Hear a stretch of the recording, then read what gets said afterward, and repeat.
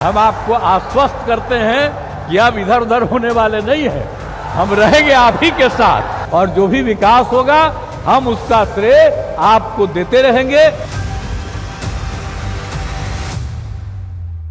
ये तय हो गया है कि केंद्र में एनडीए की सरकार बनेगी। एनडीए के पास 292 सीटें हैं और विपक्षी दल इंडिया गठबंधन के पास 234 सीटें। केंद्र में सरकार बनाने के लिए 272 सांसद चाहिए। लोकसभा चुनावों में बीजेपी को साफ बहुमत नहीं मिला है। ऐसे में वह सहयोगी दलों के साथ मिलकर गठबंधन सरकार चलाने को मजबूर है। इस सरकार में बीजेपी की असली निर्भरता टीडीपी और जदयू पर है। आंध्र प्रदेश के पूर्व मुख्यमंत्री चंद्रबाबू नायडू की तेलुगु देशम पार्टी को लोकसभा चुनाव में 16 सीटें मिली हैं, तो बिहार के मुख्यमंत्री नीतीश कुमार की पार्टी जेडीयू को 12 सीटें। दोनों ही पार्टियां इस वक्त बीजेपी के लिए जरूरी है। इन दोनों पार्टियों के बिना बीजेपी का सरकार बनाना मुश्किल है। इन सहयोगी दलों पर मुख्य निर्भरता रखते हुए बीजेपी को सरकार चलाना होगा और यहाँ उसे गठबंधन धर्म भी निभाना होगा।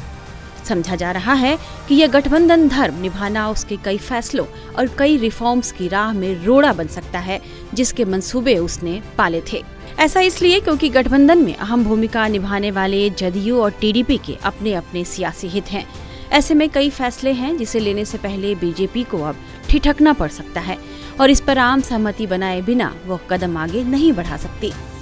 आइए समझते हैं कि वो कौन से मुद्दे हैं जिस पर बीजेपी को कोई भी कदम उठाने से पहले गठबंधन धर्म के बारे में सोचना होगा। एक देश एक चुनाव। एक देश एक चुनाव बीजेपी के प्रमुख एजेंडों में है। चुनाव से पहले ही बीजेपी के कई नेता यह कह चुके हैं कि लोकसभा चुनाव के बाद सरकार इस पर कोई ठोस कदम उठाएगी। अब इस पर बीजेपी के लिए मुश्किल यह है कि टीडीपी एक देश एक चुनाव के विरोध में है, जबकि जदयू समर्थन में।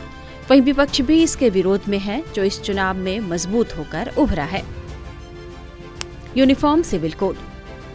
एक देश एक चुनाव की तरह यूनिफॉर्म सिविल कोड लागू करना भी बीजेपी के कोर एजेंडे में शामिल रहा है। उत्तराखंड में यह कानून लागू हो चुका है। बीजेपी इसे पूरे देश में लागू करने की योजना पर काम कर रही थी। माना जा रहा है कि टीडीपी यूनिफॉर्म सिविल कोड को अपना समर्थन नहीं देते, इसलिए बीजेपी को इसे अपनी प्राथमिकताओं की लिस्ट से अब हटाना पड़ सकता है। महिला आरक्षण के लिए परिसीमन। बीजेपी ने 2029 तक महिला आरक्षण देने का वादा किया है। दशकों के इंतजार के बाद महिला आरक्षण बिल या नारी शक्ति वंदन विधेयक संसद के दोनों सदनों में पिछले साल सितंबर में पारित हुआ था। इस विधेयक में कहा गया कि आरक्षण जनगणना और परिसीमन प्रक्रिया पूरी होने के बाद ही इसे लागू किया जाएगा। दक्षिण की सीटों पर इसका असर होने की वजह से टीडीपी इस परिसीमन के विरोध में है। इसलिए समझा जा रहा है कि इस मुद्दे पर आगे बढ़ने में भी बीजेपी को मुश्किलें आ सकती हैं। कह सकते हैं कि पीएम मोदी और बीजेपी के सामने अब पुराने सहयोगियों के साथ तालमेल बिठाने की जरूरत होगी और यह उनके लिए बड़ी चुनौती होगी। टाइम्स नाउ नव भारत डिजिटल की रिपोर्ट।